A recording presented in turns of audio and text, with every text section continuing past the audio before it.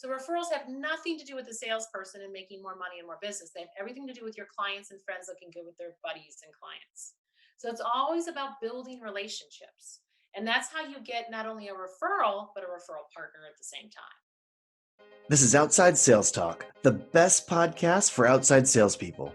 I'm your host, Steve Benson, and we're here to chat with the world's top sales experts so that you can get their best sales tactics to level up your game. Welcome back to Outside Sales Talk. Today, I've got Tamara Bunte with us, and we're going to talk about how to multiply your deals with sales referrals. So, welcome to the show, Tamara.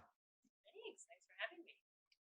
So, Tamara is a sales coach and a master keynote sales speaker. She's worked with Fortune 500 companies, executives, managers, success coaches, and sales professionals. Tamara focuses on training her clients to be peak performers in leadership and sales. So, to jump into the questions here, Tamara, why are referrals so important for salespeople? Well, they're key because salespeople need to build business from people that already know and love them. And I work with a lot of salespeople. I used to do a lot of theory training until one day I told a class I was teaching, I want you to go and call 10 people. And it turned out a bunch of them went and put 10 flyers in 10 mailboxes. And I said, that was not the assignment. It was like, No, that's different. yeah. But people were afraid. And to call people, they want teach me how to cold call. And I'm like, I can teach you how to cold call. I mean, it's fun. But you got to start with referral business. You got to start with people that are it's the old theory, don't love them and leave them. And so we have to be in contact with people that already bought from us. And then you can get multiple referrals from people and vertical referrals. And so I like to show people, I actually created a process that you have a 99.9% chance of actually getting a return phone call. So most of the time it's 100%. So I like to show people exactly how do you get someone to call you back. How asking for a referral and obtaining referral business are two different skill sets. And so today I'd love to show your audience exactly steps they can take to do that and make a lot more money, because sales is fun when you're making money. Well, absolutely. Let's dig into that. How can salespeople position themselves to get these referrals and to make their clients excited to refer them?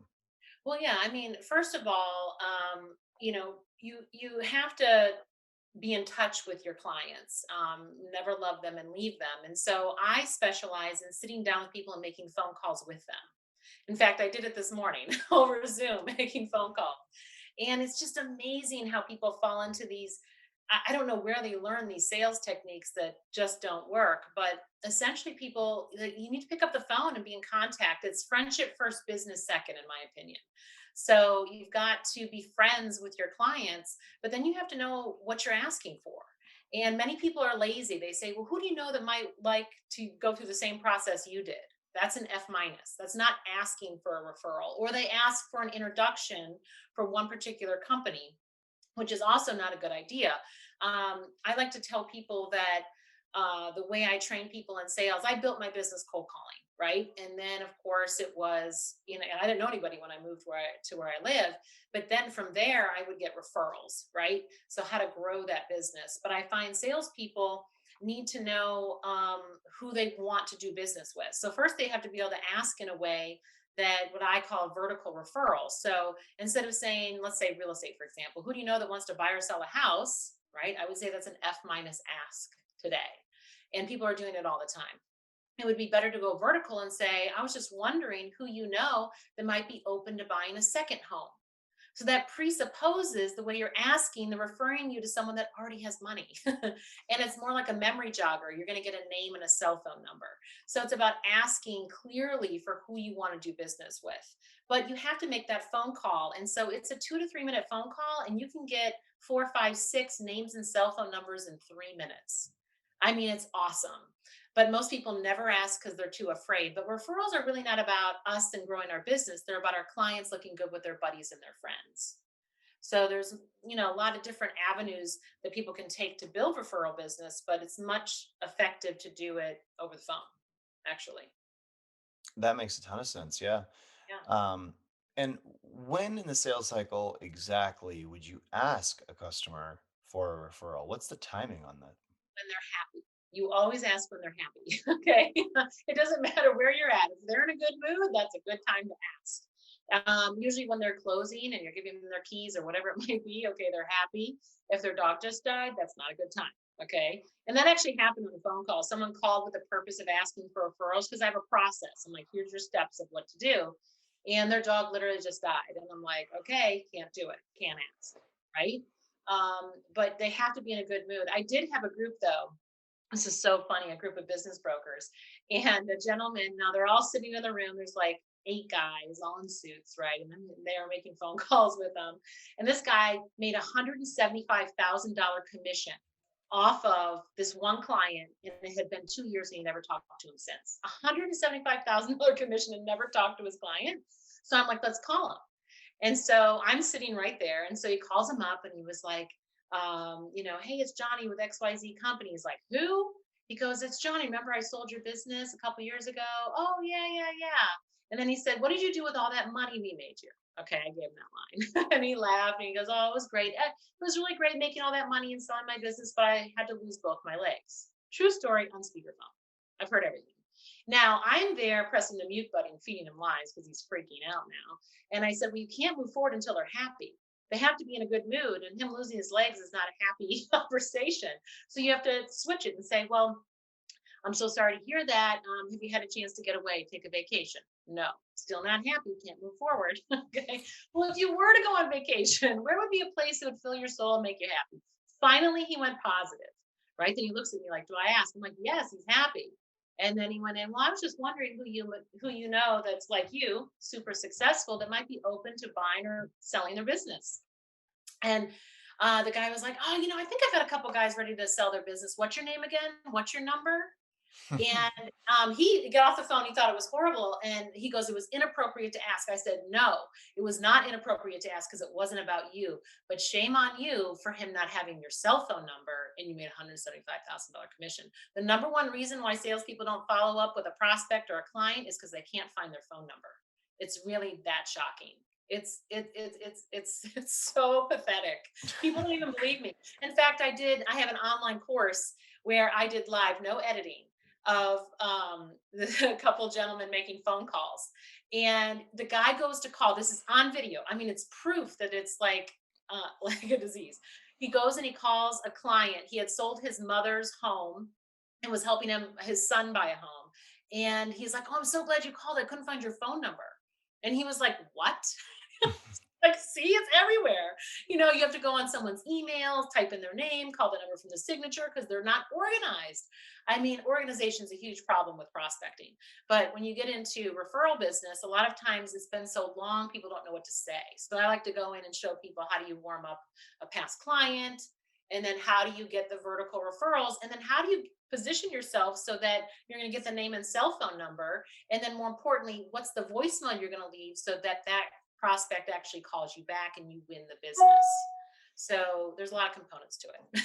Yeah, well, and on first blush, it's one of these things that seems so easy. It's like, oh, should I be getting referral business? Should I try to get referrals? And of course I should. Everyone knows that. But the actual process of it, you can do really well, or you can do in a way that isn't going to work as well. It's all about the way you lay it out. Why don't we do a role play for our listeners where you'll ask for the referral and I'll be the customer who can refer. Let's pretend that I'm a dentist, and you've sold me a laser that works for teeth, and that was like a year ago. Okay. So you're my client and you're happy. I'm happy with the laser. Yeah, it's working great. Okay. So you're still Steve. Keep it I'm still simple. Steve. Awesome, Steve. So what's new in your world? What's going great? It's been a tough year in the world of dentistry because with COVID, people have been afraid to come into the dentist. So we're getting about 45% less patients than we were. So it's been a tough year, but it's not like I've had to close the office or anything. Things are still going. They're just going badly. Oh, well, I was thinking about you the other day because I went and got some vegan donuts and I thought you guys might like them, but then I was like, you're the dentist, you'll be mad. I actually do have a sweet tooth and I eat a lot of fruit. I just after every meal or every time I eat sugar, I wash my mouth out with water and then I brush my teeth. It's a good reminder, a good reminder. Yeah, so how's the family? Has everyone been healthy? Yeah, yeah, the kids are doing great actually. It's a tough year with them being out of school, but my wife's homeschooling them, so there's been some real upside there, a lot of time getting to spend together. I don't know if they've learned as much as they normally do, and she's sick of it, but I think overall it's been a positive experience to, bring the family together. Yeah, well, that's good. That's good. Well, awesome. Well, in addition to thinking about giving you some donuts, because we go and get them every week, my son loves these pepper box donuts. Anyway, if you want more clients, we just need to send them Yeah, there. exactly. I actually appreciate you giving out as many donuts as possible. That's I Good I make reminder. money off the cavities actually after all. Yeah, that's right. That's right. Well, awesome. Well, Steve, I was also, just wondering who else you know that might be open to. I'm trying to think what I sold you. You bought Lasers. lasers. It was a Okay. laser that makes teeth whiter. Okay. Who else you know that might be open to buying some cool lasers? Maybe some of your colleagues. I speak at a lot of different conventions. So I was wondering who else might be open to um, adding the laser as one of their upsells to their dentistry office. Well, it's actually funny you should bring that up, because I was thinking, I play in a league with some guys that I went to dental school with, and there's other guys too. There's some physicians. They're not as good as basketball, but I play. The dentists are better, but we play in this league, and I was and your product has been really helpful to me because my customers really like the whitening, and it's a great upsell for me, in terms of my business. And I was talking to one of the guys, and I was saying that they should check you out. But I just gave them the name of the company. I didn't give them your name. But I'd be happy to get his number for you, and you can use my name when you talk to him. It's John Daly, and he's at 555-7234-623. So is John like a friend of yours? Are you guys just like sport buddies or? Yeah, I mean, he's another dentist. His practice is very similar to mine. He works with three other dentists over in Bucktown. Good guy, crappy 3-point shot, but he's a solid dentist. Yeah, but yeah, I mean, I think they're doing they right now they're doing a lot of those like tray whitening things. He and I were chatting about it, and I was saying this is a quicker rip and easier for the customer. People don't like to actually put the trays in their mouth. You can just take care of it for them in 30 minutes here. Okay, cool, cool. All right, so because I don't know the whole dentist thing, but what I would train someone to say at this point would be now I'd go into five other what I call oars. Like who else, like someone in the Buckhead area or someone maybe out of state that's a friend, or maybe even someone that you need six different like types of referrals. Other So ways to get them to think about who they know. yeah, yeah. So you give me one person's name. Now I want five more, but I'd Okay. only get five more because I'm just trying to think. Like, I did one training for a dentist office, but it was like 5 years ago. So, like, what else? What other kind of referrals would I want to get? Hmm. Right. So it's just getting clear.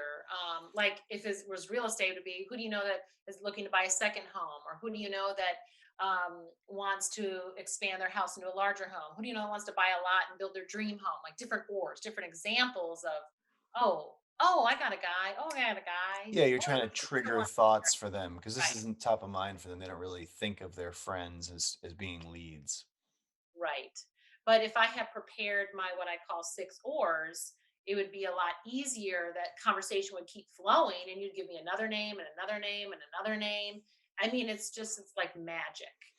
And And so so once you've kind of written out this process, written out your oars, and then you just kind of you like to do this over the phone, just like touch base phone call and just kind of fly through your Rolodex, huh? yeah, so it's easy. It's just what you get them to be happy, right? Which we finally got you happy, right? And then be a little witty, talk about the donuts, right? Just came into mind because we just got donuts the other day. And then uh, just wondering. I'm just curious who you know that's like you, that might be open to blah blah blah. And then Yeah. you have your 6 oars. But here's the thing: I can guarantee you'll increase your business 30% if you do 6 oars over the phone with every person. If you don't do your 6 oars, you're not going to make as much money. Okay. So you just tack 30% more income on just by calling 2 people a week and asking for referrals. That's 104 asks in a year. Okay. Most people are like, well, they'll call me when they'll think of somebody. No, they won't. Right. It's like someone will just give me a testimonial because they doubled their income. No, you have to ask for it. Well, that's the irony of it. But you've got to be very clear. So, like, for example, I think people need a referral form. Here's mine, fancy referral form. And then I turned it into a connection card like this. You can see it. So I give away a free program. And on my connection card, it just simply says refer Tamara. Who else can we make a positive impression on? Who do you know that hires speakers such as a meeting planner, association president, speaker bureau, trade group, VP of sales for a large sales team, or an entrepreneur that wants to sell more and scale fast? And then people will fill it out. They just will fill it out. Hmm. And be amazed. Like, oh, here's a speaker bureau. She's my best friend, and she's like the president. And then here's this you need to speak for Blue Cross Blue Shield. Here's the president. You need to get it. I mean, it's just Right, right. amazing. So you're Have actually, just to clarify, a connection card or a referral form, is it the same thing or is that two different things? Well, it's the way that you're doing it. So if you're at a dentist's office, you would have more of a connection card, something that's smaller like this that's always on the desk, right? And you give them something as a gift. It's not I'll give you this if you get me that. It's just kind of like a reward, right? But a referral form. So I started out with like I'll hand this out when I speak and I'll explain it, and people will have it. And this is not about mailing it to someone or handing it out. This is really more like you're on the phone and people are giving you referrals and you can track your referrals on it. Also, like, I used to go to a lot of mortgage companies and I'd help closing attorneys and the mortgage guys actually make money, and so they sign their life away and then here's your referral form and they'll just give you referrals. I mean, I just did a talk for a bank and there were like 100 people on there, and one guy decided to do the referral form, had his 6 oars on here, and did it at a closing, got 3 referrals and had closed one, and emailed me like a month and a half later, hey, just want you to know it worked, but only one out of the 100 people did the work. You see what I'm saying? So Hmm. if you're listening to this, you're probably a go-getter, right? You're working. So you actually want to do the referral form or do the connection card. I did this because I just wanted to refine it. And I'm speaking to hundreds and thousands of people. I just printed like 5,000 of these because I had a talk to speak to 4,000 people. It's been rescheduled 3 times. I'll put this on their seat and you'd be amazed. I could just get stacks of them. And then Hmm. I give them a free program, or I'll give them a free book or product or something, and people love it. So, but it's really about leading people to think of them. I also do a cool thing where when I speak, I'll hand out. I should get one. Those fortune cookies, and Hmm. then I'll hand everyone a fortune cookie, and I'll open it, and it'll say, um, and it says, "You will hire Tamara Bunte at your next sales conference," and then lucky numbers is my phone number. And people come up and be like, you have to speak at our conference. Oh, here's a great conference. And so it's a fun way to get referred in. Okay. But the key here, and here's where the real meat is too, is once you get the name and the cell phone number, now you need to go and you need to call the person you got referred to. But let me give you the voicemail that gives you a 100% callback rate. Okay. I think this, and I dare people to do this because I work with salespeople. So when I go up against like famous people, okay, and then there's Tamara, right? I'll go to a company. I'll say, okay, here's how you decide who you're going to hire. Which sales coach is going to pick up the phone and book more appointments? And whoever books more appointments is the one you should hire, because nobody needs more information today. They need people that are going to take action. And so I sit down with the salespeople and say, look, you got to make 10 dials in 30 minutes. And if you can't do that, you can't make, that's 10 dials, 30 minutes. You should be making, if you're in outside sales, you should be making 40 outbound dials per day. Now I tell people, I don't care what you're selling, but if you make 10 dials a day, you'll make 100 grand a year. And that's if you barely speak English. I mean, if you barely speak English on a mobile phone, you'll make 100 grand if you call 10 people a day. But most people aren't working. They're not doing that, or they're not effective at converting on the phone. They can't set the appointment, or they end up chasing people. They can't create enough value for them to want to engage in conversation, those types of things. But let me give you the voicemail. So you referred me to John. You said he was a good guy, but he was crappy at his 3 point shot. Okay, so that's funny. Now that reminded me, I got referred to a guy. Um, got to this guy Court referred me to this guy John, and he wrote on the referral form. And I tried calling him to clarify what he wrote on the referral form, because it says on here referral name, company, cell phone number, and what do you like most about the person you're referring. So this is how you get the money. Okay, this is what people need. So I'm going to be like, I'm going to call John. Chances are I'm going to get his voicemail. So I'm going to say, hi John, my name is Tamara. Okay, with, you say your company. Let me give you my cell, 704 900 5855. That again, that's 704 900 5855. I got your info from Steve, and he told me something awesome about you. Call me. Okay. Or he spoke very highly of you. Call me. Now, what's going to happen is John's going to call me because he's going to want to find out what you, Steve, said about him. Okay. And sometimes he'll stalk me. He'll call me 3 times in a day. But this guy, Court, it was so funny. He referred me to this guy for business, and he wrote on his referral form, I like how he looks in his bike uniform. True story. Okay. So I go to call this guy, John, right? And I'm like, hey, John, my name is Tamara, blah, blah, blah.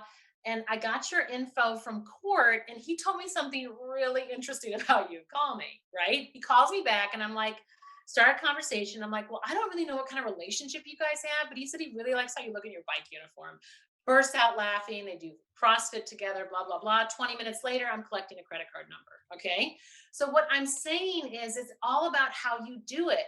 But the voicemail works because if I say, hey, I got your info from Steve, and he said you're a really good guy, you have a really bad 3 point shot, but you're a really nice, blah, blah, blah, blah, blah, he would laugh, but he wouldn't necessarily call me back. There's no So you don't want to give curiosity everything. being piqued. Yeah. Yeah, you got to create curiosity. And so it really works when you find out, remember, it's friendship first, business second. So if you find out something personal about them, and then you leave the curiosity in the voicemail, now remember, this referral is going to be good if I make you look good. Because if I make you look good with John, and John's going to be super happy that you referred him to me, then what's going to happen is John's going to call you and thank you for introducing him to me, the sales coach. Does that make sense? My necklace just came off. so, Absolutely. That makes so perfect sense. so it's like, and then here's the thing: if I make you look good, guess what? You're going to send all your referrals to me for the rest of your life. It's called a referral partnership. So I tell people, look, have 25 referral partnerships a year. You have to establish the relationship. But it's really about growing on purpose and being intentional. But most people are not trained. They're smiling and dialing. They're getting the low lying fruit. They're not really winning today. And when you're in sales, you're a hunter, and you gotta know what you're hunting. But if you don't know who your best client is, you'll be like, I'll take anyone that has money, but please, please, right? You don't want that. Begging does not work. Okay. So hopefully that makes a little sense with the referrals. But here's the thing: I dare people to try it because um, everything I teach people to do, I do myself. So it's all about how to win and build more business today. It feels like a great process to me. What would you and pretty straightforward, right? I mean, you ask the person who's referring what's something they like about them or what's something interesting about them. You get that information and then you call up and pique their curiosity by saying, "Hey, they said this, and they told me something interesting about you, or they told me something that they like about you. Give me a call and we'll talk about it." And you I think that's really powerful. Yeah, and you can get referrals on cold calling too. I will get an assistant to say something nice about their boss and get the boss to call me back. I mean, there's so many cool things you can do calling today, because you can't sell anything if you can't talk to the decision maker, right? And what so many salespeople are doing, like, well, I'm trying to get an introduction. And I'm like, introductions are very rarely will I ask for an introduction unless it's like super, super high up, large company, whatever, I will. But chances are I'm not going to do it because I want to get the name and cell phone number so I can call them. And my job is to make them look good. But you have to tell your client that. If your client, if they say, oh, well, I'll have them call you, that means they don't trust you're going to make them look good. Okay. So referrals have nothing to do with the salesperson and making more money and more business. They have everything to do with your clients and friends looking good with their buddies and clients. So it's always about building relationships. And that's how you get not only a referral, but a referral partner at the same time. Because if you make me look good, or if I make you look good, then guess what? You're going to get all my referrals. You're my number one person I want to refer. Absolutely. Well, and this gets back to why it's so important to, work for a company that you really believe in their product and that you're proud of, because Sure. it's and you have and I've gone both ways on this. Early in my career, I worked at a company where people were often unhappy with the product, and it makes it a lot harder because things like this don't work. Whereas if you're at a company where people really like the product and are really happy with it, the thing pushes itself out the door, and these skids are already greased if you just ask the right questions. Yeah, yeah. Well, and also, I mean, it's if the salesperson can handle things. If they try to push things off to customer service, that's bad news. Yeah. The salesperson has got like I can't stand it when people are like send me like a letter with like like I just got new doors in my house and they're so expensive. I was like, this is crazy. Then they send me like a little glass jar of cookies. I'm like, really? It would have been better if you sent me nothing. But anyway, it was like and then they ask for a five-star Google review. Now that doesn't happen. Now, when you go to ask for a referral, you should be asking for a five-star Google review as well. You can accomplish a lot in 3 minutes, but you better be sure that they're happy. You only ask happy people for five-star Google reviews. You don't ask Hmm. everybody, right? Yeah.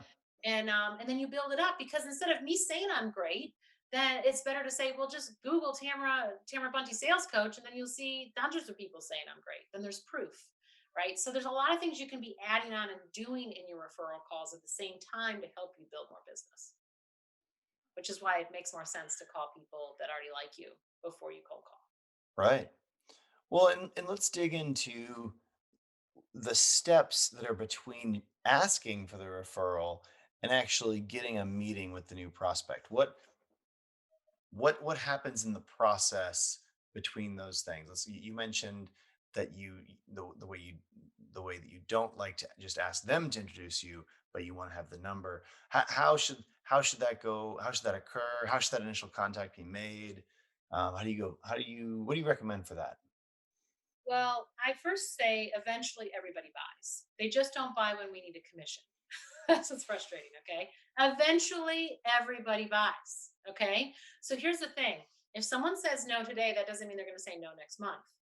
But what happens is, I think, in the sales process is that people are not um, they're not prepared in the long haul of working with somebody, and usually it's because they're not organized. I can't find the number, right? Or I have to call my assistant to get the Excel spreadsheet of my fast clients, that type of thing. So when it comes to um, uh, the process of asking, it really is just when they're happy you want to ask, and then when you actually call that person.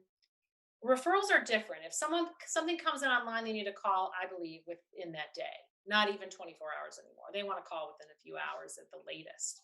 But referrals can be, they don't expire. I mean, I have, this is embarrassing to say, but I have hundreds of referrals I haven't even called because I'm so busy that I have them. But one day I was training a new sales girl for me, and then I was like, I'm going to make phone calls, and that's how I get busy. I go and make phone calls, and I got a referral. It had been a year, okay, and I got booked to speak, and I used that as an example. I said, you booked me to speak, but guess what? I got that referral a year ago. Referrals don't expire, right? So they never expire. So you don't have to think like, oh, I was referred and I forgot to call. You never apologize. It's better to beg for forgiveness.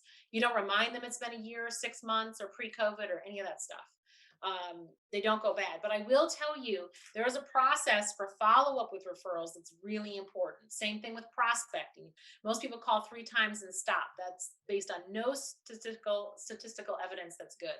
You have to call them 5 to 12 times, and because eventually everybody's going to buy, but you have to have the sensory acuity to not like stalk them. Oh, I called you 3 times in one day and you're not interested, right? Eventually everybody buys. So you've got to drip. You got to have that drip follow up with people. And then, of course, what really works is sending gifts. Like you could send a $5 Starbucks card or something like that. People will always call you back when you send a gift. So there's a lot of different techniques that you can use when you want to get in somewhere, that works. But I have a whole process I give people on voicemail 1 through 12 throughout the year. So that's one dial a month. It's not that much, and that's the max. I tell anytime you get a lead or you have a client, well, the client needs to be called at least once a year, but any prospect needs to be dialed on the phone minimum 5 times in a year. That Did I answer your question? Yeah, yeah, that definitely answers the question, and a couple more, which is fantastic. Okay. Okay, good.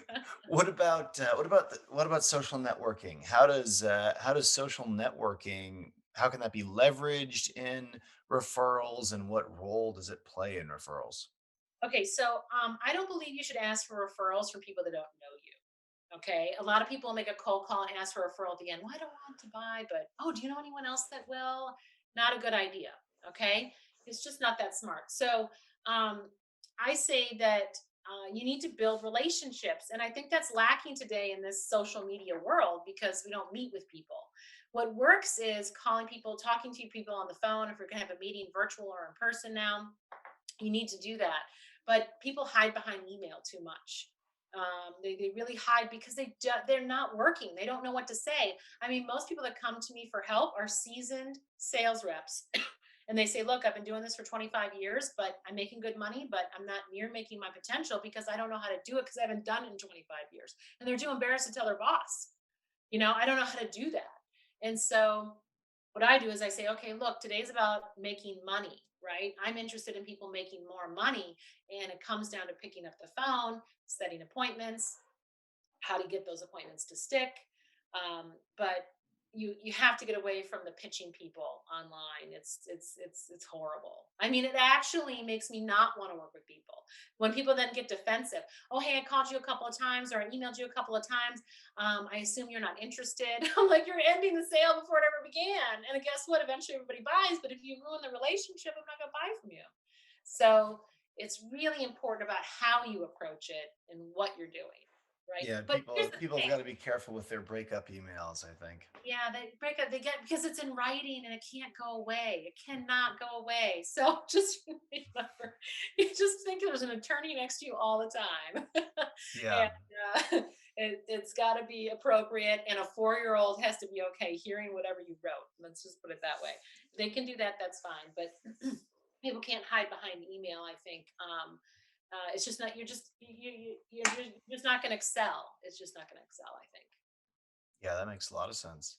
Well, the next section of the day is sales in 60 seconds, quick questions, quick answers.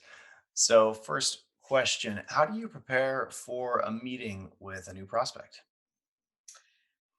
I stalk them online. Everything's online, right? Well, you got to know your prospect and you've got to know what they need and you got to make sure you have a solution for them. So you better come prepared with what I call stump questions, asking questions that is going to um, evaluate that you have the solution for what they need. And what would you say is the most important question sales reps should ask prospects when they're qualifying them? Well, that would be a stump question. That would be, and they have to write that for themselves. So, for example, a stump question of mine would be, Steve, let's say you're the manager of a company I want to get into, a VP of sales, I would say, hey, Steve, if I gave you a referral and you gave it to one of your sales reps, and I said, look, my friend is interested, they need to call them. And let's say your sales rep called them 3 times and they didn't call back. What do you train your sales reps to say on the fourth voicemail? And most sales rep managers are like, I don't Yeah, I'm know. like, I don't Why know. they call 4 times. Oh, well, what are you using to track their performance? Oh, well, we have 3 by 5 cards in a shoebox. I mean, it's shocking what you hear today with even large companies. So you Hmm. gotta have your stump questions prepared on what you're gonna ask so that you can create value. And people need to work on that. They need to have their stump questions. Otherwise, they ask questions that someone that's high up doesn't have time for. You Hmm. really gotta establish some value quickly. And connect. How does that help better? How does that better qualify a lead? Because I see how that gets them and want to engage with you because you're showing value. But how does that all? What? How does that qualify them? Well, if they say to me, "Well, I don't have any sales reps, it's just me," you know, then, it might not be a good fit, but then I still have things people can buy it for one person. You always want to have something they can purchase on no matter what the spectrum is. But Hmm. I think you calling, you have to know who is your client. You have to have three main areas that you work with. I mean, I do a lot with real estate, mortgage, and insurance. So I know their problems. I know they need me, right? I can go in any company and I know that not one of them has a follow up structure. They just don't. And I solve that problem. So, and I can also say, well, do you have more than 100 emails in your email inbox? Oh my gosh, I have 96,000, right? So there's a lot of things you can do to qualify if your product is a fit for them. But you just got to kind of know your own business and who's going to buy from you. You've got to figure that out. I mean, I just got asked to speak at a virtual event for an architecture conference, but their conference has nothing to do with anything in sales. I'm like, I'm not gonna, I'm not a good fit. I mean, I could help them. I've helped lots of architectural businesses get more business, but it's not ideal, right? So you just kind of have to know, when you're qualifying somebody, the biggest concern is, are you talking to the right person that can make a decision? I used to work for Dale Carnegie, and they said, listen, Tamara, you need to remember this. Never, ever, ever, ever, ever get stuck in HR. And you always want to talk to the president of the company or the CEO, because if a CEO tries to send you to HR, you just tell that CEO, say, when's the last time you fired an HR person for lost profits? You got to learn how to get to the right person and talk to them. So I think that's homework people need to do up front. A lot of people aren't prepared with who is their clientele. It's shocking, but a lot of people don't even know. They're just throwing stuff out there and seeing what they can get. And other than selling high and referrals, what are some other key skills that sales reps need to be successful today? Well, I would say a big one is they need to be organized. And unfortunately, a lot of salespeople are not. Most salespeople don't even know how to log into their CRM and they can't find the password. I mean, it's shocking. Um, so they need to get good at voicemail. They need to um, be prepared with their stump questions. They need to know how to win over every objection that they get. They got to win today. I think people are just used to responding, and I think people are jaded. You've got to win today. Someone's always selling somebody. So either you're selling them on why they should continue talking to you, or they're going to sell you on why they're too busy and call back in 6 months. Someone's always selling someone, right?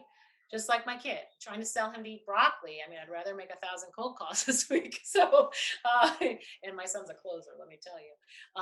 But you've got to you really need to have a game plan. You need to be intentional today. And I think most people are not making it because they're just getting some leads from marketing and they're following up with leads, but they're not following up appropriately. They don't know how to win.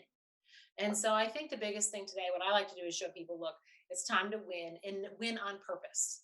Right. And if you don't have a playbook, like I'm not going to go to the football team, the Panthers, and they're not just going to throw the ball around and hope they win. They're going to have a playbook. Does a salesperson have a playbook? So what I do is I write sales books for companies that have a lot of money. I do it for them.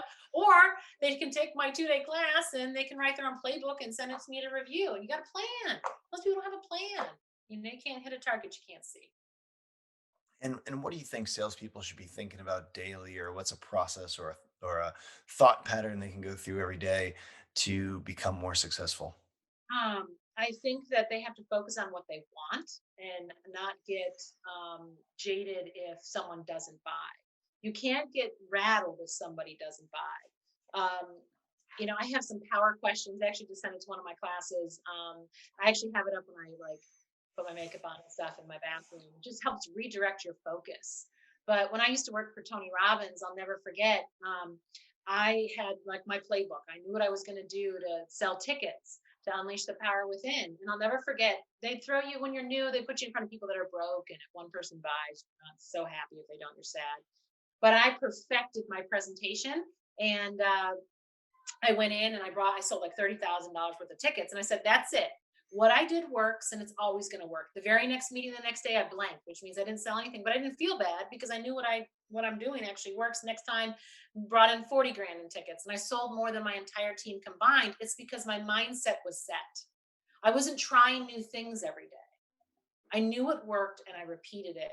And you have to master that. It's better to master one thing than be a jack of all trades of 99, I think. So That makes a lot of sense. What would you say the people listen best? to your podcast. That's what they need to do. That's what I keep telling people to do. Um, what's the best sales advice you've ever received?